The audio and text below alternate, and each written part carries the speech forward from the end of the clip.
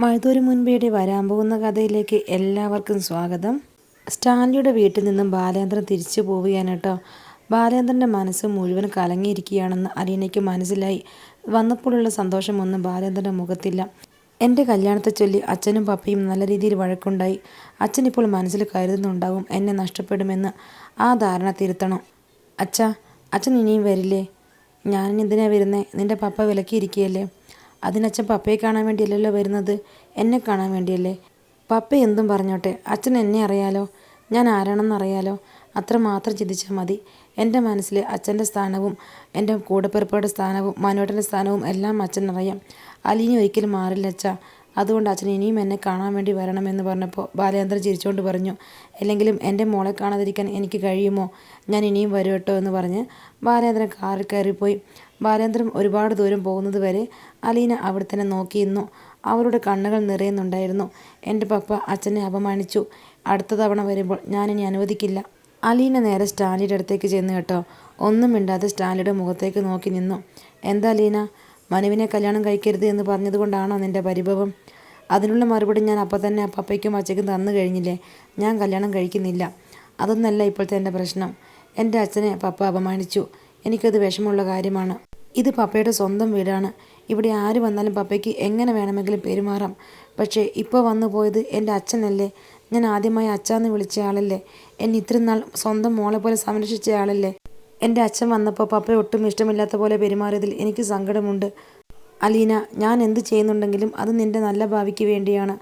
അങ്ങനെ ഒരു നല്ല ഭാവി എനിക്ക് വേണ്ട അച്ഛാ. എനിക്കങ്ങനെ ആരെയും മറക്കാൻ കഴിയില്ല. ഒരുപാട് വൈകിയാണ് എനിക്കെല്ലാവരെയും കിട്ടിയത്. ഒരച്ഛൻ്റെ സ്നേഹം, പപ്പയുടെ സ്നേഹം. അതുകൊണ്ട് എനിക്ക് ആരെയും ഒഴിവാക്കാൻ കഴിയില്ല. എൻ്റെ അച്ഛനും കൂടപ്പിറപ്പുകളും മനുവേട്ടനും ഒക്കെ ഇനിയും എന്നെ കാണാൻ വരും. ഞാൻ അങ്ങോട്ടും പോയി കാണും. അതിനൊന്നും പപ്പ എന്നെ തടയരുത്. അതെനിക്ക് സഹിക്കാൻ കഴിയില്ല. സ്റ്റാൻലി ഒന്നും മിണ്ടാതെ കയ്യിലിരിക്കുന്ന ഗ്ലാസ്സിലേക്ക് നോക്കിക്കൊണ്ടിരുന്ന കേട്ടോ. അലീന അവിടെ നിന്നും പോയി. രാത്രി വളരെ വൈകിയാണ് ബാലചന്ദ്രൻ വീട്ടിലെത്തിയത്. അകത്തേക്ക് കയറിയപ്പോൾ തന്നെ ബാലേന്ദ്രൻ മനസ്സിലായി എന്തൊക്കെയോ പ്രശ്നങ്ങൾ ഉണ്ടാവാൻ പോവുകയാണ്. വൈജ ഒരുപാട് നേരമായി തന്നെ കാത്തിരിക്കുന്നു എന്ന് അവളുടെ മുഖത്ത് നോക്കിയപ്പോൾ തന്നെ ബാലേന്ദ്രൻ മനസ്സിലായി. എന്നാൽ ഒന്നും മൈൻഡ് ചെയ്യാതെ ബാലേന്ദ്രൻ മുകളിലെ റൂമിലേക്ക് കയറിപ്പോയി. കുളി കഴിഞ്ഞ് തിരികെ എത്തിയ ബാലേന്ദ്രനോട് വൈജ ചോദിച്ചു, ബാലചന്ദ്ര, എനിക്കൊരു കാര്യം ചോദിക്കാനുണ്ട്. ഇവിടുത്തെ എൻ്റെ ജീവിതം ഒരു വിധവയെ പോലെയാണെങ്കിലും ഇപ്പോഴും ബാലേന്ദ്രൻ്റെ ഭാര്യാസ്ഥാനവും അവകാശവും എനിക്കുണ്ട്. അതുകൊണ്ട് ചോദിക്കുക, ഇന്ന് എവിടെയായിരുന്നു ബാലേന്ദ്രൻ പോയത്?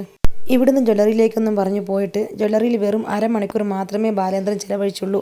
പിന്നീട് രാത്രി 10 മണി വരെ ബാലേന്ദ്രൻ ജ്വല്ലറിയിൽ എത്തിയിട്ടില്ല. ബാലേന്ദ്രൻ്റെ മനസാക്ഷി സൂക്ഷിപ്പുകാരനായ ഗോവർദ്ധന് പോലും എവിടെയായിരുന്നു ബാലേന്ദ്രൻ പോയതെന്ന് അറിയില്ല. എന്നോട് പറഞ്ഞേ പറ്റുള്ളൂ, എവിടെയാണ് പോയത്? ഇപ്പോൾ അറിയണം.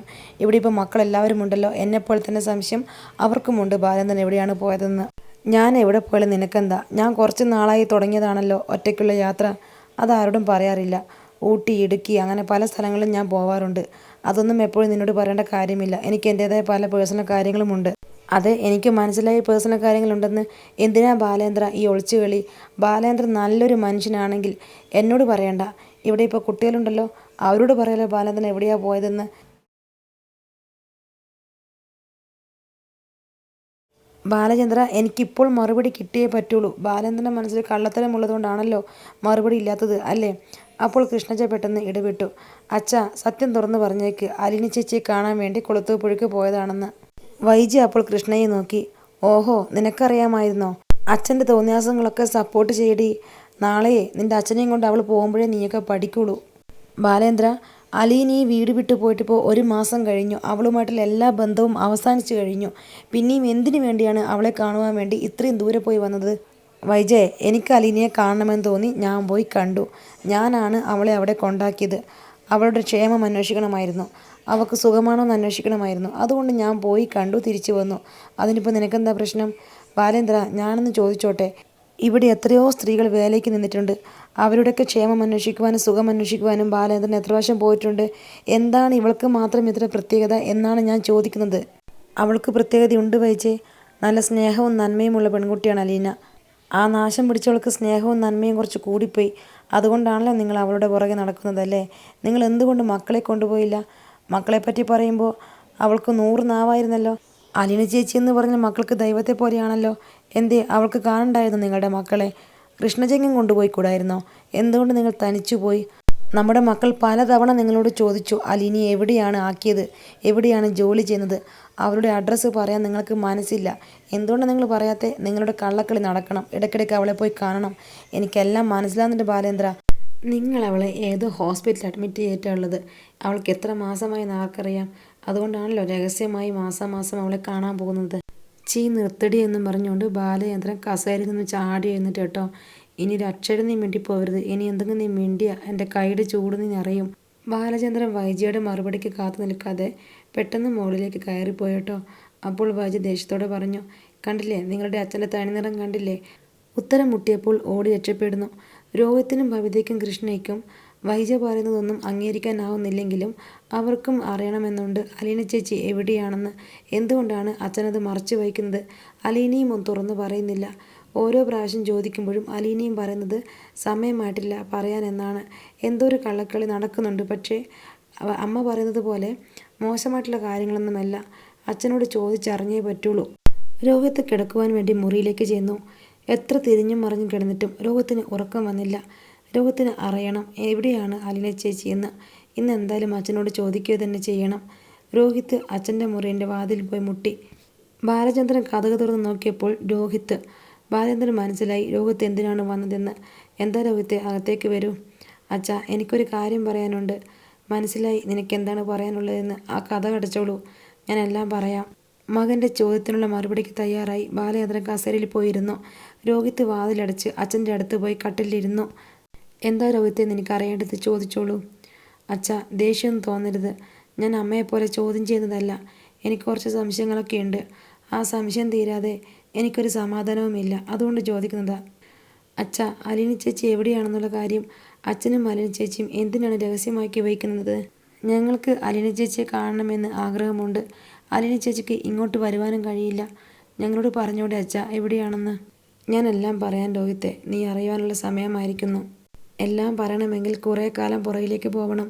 നിനക്കറിയാമല്ലോ, എൻ്റെ കുട്ടിക്കാലത്ത് ഞാനും എൻ്റെ അച്ഛനും അമ്മയും ഒക്കെ നിൻ്റെ അമ്മയുടെ വീട്ടിലെ ആശ്രിതരായിരുന്നു. എനിക്കറിയാം അച്ഛാ, ഇടയ്ക്കിടയ്ക്ക് അമ്മ അച്ഛനെ കളിയാക്കുവാൻ വേണ്ടി പറയുന്നത് ഞാൻ കേട്ടിട്ടുണ്ട്. അതെ, ആ സമയത്ത് എനിക്ക് വൈജിയോട് ഇഷ്ടം തോന്നിയിരുന്നു. അന്നത്തെ കാലത്ത് എൻ്റെ സാഹചര്യത്തിൽ വൈജിയോടൊക്കെ ഇഷ്ടം തോന്നുക എന്നത് എന്നെ സംബന്ധിച്ചിടത്തോളം വലിയൊരു അഹങ്കാരം തന്നെയായിരുന്നു. എങ്കിലും ഞാൻ അവളെ സ്നേഹിച്ചു. എൻ്റെ ഇഷ്ടം എൻ്റെ അച്ഛനും അമ്മയും വൈജിയുടെ ആങ്ങളമാരും അച്ഛനും അമ്മയും എല്ലാവരും അറിഞ്ഞു.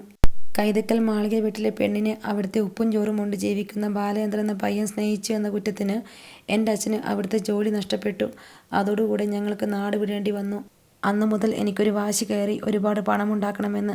അതിനുവേണ്ടി ഞാൻ ഗൾഫിൽ പോയി ഒരുപാട് പണമുണ്ടാക്കി തിരിച്ചു വന്നു. വലിയ ബിസിനസ്സുകാരനായി മാറി. വൈജിയോടുള്ള മോഹം ഉള്ളിലുള്ളതുകൊണ്ടും തോറ്റു കൊടുക്കാൻ മനസ്സിലാത്തതുകൊണ്ടും ഒരു ബ്രോക്കറെ ഇടപെടുത്തി ഞാൻ വൈജിയെ വീണ്ടും വിവാഹാലോചന നടത്തി. ആദ്യമൊക്കെ അവർക്ക് എതിർപ്പായിരുന്നുവെങ്കിലും പിന്നീട് വൈജിയുടെ ആങ്ങളമാരും അച്ഛനൊക്കെ കൂടെ എന്നെ സമീപിച്ച് അവർ മുൻകൈയെടുത്ത് നമ്മുടെ കല്യാണം നടത്തി തന്നു. അതിലേറ്റവും കൂടുതൽ മുൻകൈ എടുത്തത് ഗംഗാധര മേനോനായിരുന്നു.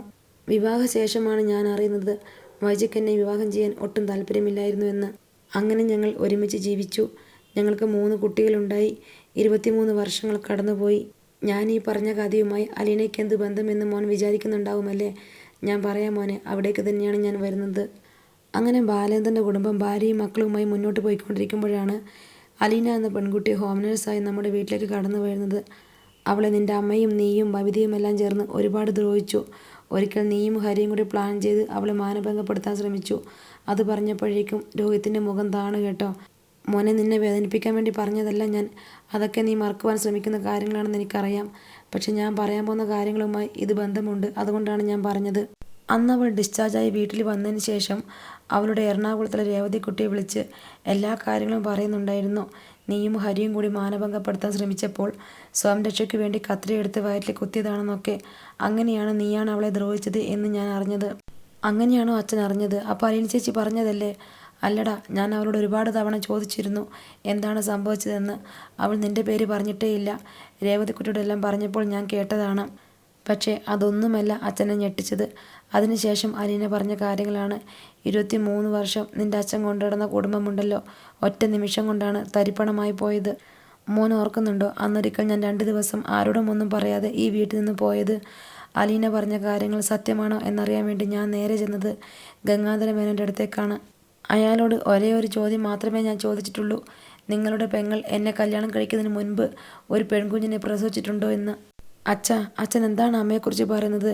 രോഹിത് ഞെട്ടലോടെ ചോദിച്ചു. അതെടാ മോനെ, ഞാൻ പറയുന്നതെല്ലാം സത്യമാണ്. ഗംഗാധര മേനോൻ സമ്മതിച്ചു വൈജി ഒരു പെൺകുഞ്ഞിനെ പ്രസവിച്ചിട്ടുണ്ടെന്ന്. അന്ന് പൂർണ്ണ ഗർഭിണിയായിരുന്ന വൈജിയെ ആഗ്രയിൽ നിന്നും പിടിച്ചുകൊണ്ട് പോരുമ്പോൾ നാണക്കേട് ഭയന്ന് നേരെ കൊണ്ടുപോയത് തിരുവനന്തപുരത്തേക്കാണ്. അവിടെ വെച്ച് വൈജ ഒരു പെൺകുഞ്ഞിനെ പ്രസവിച്ചു. പ്രസവം നടന്ന ഉടനെ വൈജി അറിയാതെ ആ കുഞ്ഞിനെ നിന്റെ മുത്തശ്ശന്മാരായ കുഞ്ഞിരാമ മേനോനും രാവണൻ നായരും ചേർന്ന് ഒരു ഓർഫനേജിൽ കൊണ്ടുവിട്ടു. അവരോട് വളർത്തണമെന്ന് പറഞ്ഞു. ആ ഓർഫനേജിന് വേണ്ടി ഒരുപാട് പണം സംഭാവനയും നൽകി. പിന്നീട് എല്ലാവരോടും കുഞ്ഞിരാമ മേനോൻ പറഞ്ഞു ആ കുട്ടി മരിച്ചു എന്ന്. വൈജി അടക്കം എല്ലാവരും അത് വിശ്വസിച്ചു. അങ്ങനെ ആ കുഞ്ഞ് ഓർഫനേജിൽ വളർന്ന് വലുതായി. 22 വർഷങ്ങൾ കഴിഞ്ഞപ്പോൾ അവളെ നോക്കിയ ഓർഫനേജിൻ്റെ അമ്മ വയ്യാതായി മരിക്കാറായപ്പോൾ ആ കുഞ്ഞിനെ തിരിച്ച് വീണ്ടും കുഞ്ഞിരാമ മേനോനെ ഏൽപ്പിച്ചു. കുഞ്ഞിരാമ മേനോനും മനുവും ചേർന്ന് ആരും അറിയാതെ ആ കുഞ്ഞിനെ കാണുവാൻ വേണ്ടി ഓർഫനേജിലെത്തി. ഓർഫനേജിൻ്റെ അമ്മയ്ക്ക് വാക്കുകൊടുത്തു കുട്ടിയെ കൂട്ടിക്കൊണ്ടു പോകാമെന്ന്. എന്നാൽ കുഞ്ഞിരാമ മേനോൻ മരിച്ചപ്പോൾ മനു ആ ദൗത്യം ഏറ്റെടുത്തു. ഞാനും മനുവും കൂടെ ചേർന്ന് ആ കുട്ടിയെ കൂട്ടിക്കൊണ്ടു വന്നു. നിന്റെ മുത്തശ്ശിയുടെ ഹോം നേഴ്സാക്കി മാറ്റി. ആ ഹോം നേഴ്സ് പിന്നീട് നമ്മുടെ വീട്ടിലത്തെ വേലക്കാരിയുമായി. അച്ഛാ, അലീന ചേച്ചി? അതെ, അലീന ചേച്ചി നിന്റെ അമ്മ പ്രസവിച്ച കുഞ്ഞാണ്. നിന്റെ സ്വന്തം ചേച്ചിയാണ്. ഇത് കേട്ടതും രോഹിത്തിന് ശരീരം മൊത്തം തളർച്ച തോന്നി കേട്ടോ. അവൻ തളർന്ന് കട്ടിലേക്ക് ഇരുന്നു. എനിക്ക് വിശ്വസിക്കാൻ കഴിയുന്നില്ല അച്ഛാ. രോഹിത് പൊട്ടിക്കരഞ്ഞു. ഇത്രയും നാൾ എൻ്റെ സ്വന്തം ചേച്ചിയായിരുന്നു. ഈശ്വരോ, ഞാൻ എന്തൊക്കെ ദ്രോഹിച്ചു, എത്രമാത്രം അപമാനിച്ചു. ഞാൻ മാനഭംഗപ്പെടുത്താൻ പോലും ശ്രമിച്ചില്ലേ? അപ്പോഴൊക്കെ അലീന ചേച്ചിക്ക് അറിയാമായിരുന്നു ഞാൻ സ്വന്തം അനുജനായിരുന്നു എന്ന്.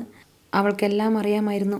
അതുകൊണ്ടാണ് നീയും ബബിതയും ഒക്കെ അവളെ ഒരുപാട് ദ്രോഹിച്ചിട്ടും അവൾ നിങ്ങൾ രണ്ടുപേരെയും തിരിച്ചൊരുപാട് സ്നേഹിച്ചത്, നിങ്ങളെ ചേർത്ത് പിടിച്ചത്. എന്തൊക്കെ നിങ്ങൾക്ക് വേണ്ടി ചെയ്തു. ആ പാവത്തിന് എന്തുമാത്രം ഞാനും അമ്മയും ദ്രോഹിച്ചു. എന്നിട്ട് എല്ലാം സഹിച്ച് ഉള്ളിലൊതുക്കി ഇത്രയും ദിവസം അലീന ചേച്ചി ഇവിടെ കഴിഞ്ഞില്ലേ?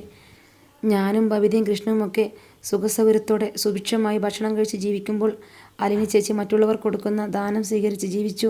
അച്ഛന് എല്ലാ സത്യവും അറിയാമായിരുന്നുവെങ്കിൽ എന്തിനാണ് എവിടേക്കോ ചേച്ചിയെ പറഞ്ഞു വിട്ടത്? ഞങ്ങളുടെ കൂടെ ജീവിക്കേണ്ടവളല്ലേ ചേച്ചി.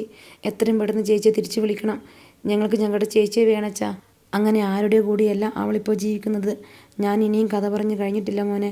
അവൾ ഇവിടുന്ന് പോകാൻ തീരുമാനിച്ച ദിവസം ഞാനും ഒരു തീരുമാനമെടുത്തു. ഇത്രയും നാൾ അനാഥയായി ജീവിച്ചിരുന്ന അവളെ ഇനിയും അനാഥാലയത്തിലേക്ക് തള്ളിവിടാൻ എനിക്കൊട്ടും ആഗ്രഹമില്ല. അതുകൊണ്ട് ഞാൻ അവളുടെ സ്വന്തം അച്ഛനെ തപ്പി കണ്ടുപിടിച്ചു. അവളിപ്പോൾ അവളുടെ സ്വന്തം അച്ഛൻ്റെ കൂടെയാണ്, റിട്ടയർഡ് കേണൽ സ്റ്റാൻലി ജോസഫിൻ്റെ കൂടെ. രോഹിത് കുറ്റബോധം കൊണ്ടും സങ്കടം കൊണ്ടും നീറിപ്പുകഞ്ഞു. അപ്പോഴവൻ ഓർത്തു, പണ്ട് അലീന ചേച്ചി എന്നോട് പറഞ്ഞിട്ടുണ്ട്, ഒരു ദിവസം നീ എൻ്റെ കാലിൽ വീണ് മാപ്പ് പറയും. അപ്പോൾ ഞാൻ എന്താണ് പറഞ്ഞത്? നിന്റെ കാലിൽ ഒരിക്കലും വീണ് മാപ്പ് പറയേണ്ട ഗതിയൊന്നും എനിക്ക് വരില്ലടി, നീ ആരാ എന്ന് ഞാൻ ചോദിച്ചിട്ടുണ്ട്. എൻ്റെ ദൈവമേ, ഞാൻ എന്തുമാത്രം പാപമാണ് ചെയ്തത്. രോഹിത് പൊട്ടിക്കരഞ്ഞുകൊണ്ട് സ്വന്തം റൂമിലേക്ക് പോയി. റൂമിൽ ചെന്നയുടൻ ബെഡിലേക്ക് വീണ് തലയിണയിൽ മുഖമമർത്തി കിടന്നു. ബാലചന്ദ്രനും ഒട്ടും ഉറക്കം വന്നില്ല. മനസ്സ് മുഴുവൻ അസ്വസ്ഥമാണ്. എങ്കിലും വലിയൊരു ഭാരം ഇറക്കി വെച്ചതിൻ്റെ ആശ്വാസവുമുണ്ട്.